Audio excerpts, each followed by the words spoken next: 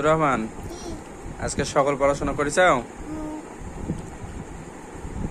আব্দুর রহমান অতি ছোট, এখন পর্যন্ত একদিনও পড়তে বসানোই হয়নি, স্কুলে যা পড়ে তাই। ও আমার মাদের সাথেই পড়াশোনা করে। এটা বাংলা লিখছে, ইংরেজি লিখছে, আর অঙ্ক হাতের লেখা, এই যে 1 2 গুলো লিখছে, সব যোগ করেছে মার্শাল্লাহ। আব্দুর রহমান, পড়াশোনা ভালো লাগে? তবে মাদ্রাসা যাওয়ার জন্য ঠেলা লাগে না? প্রত্যেক দিন সকালবেলা উঠে আগেই রেডি হয়ে থাকে, কিন্তু ঘুম থেকে উঠতে একটু না লেট করে না?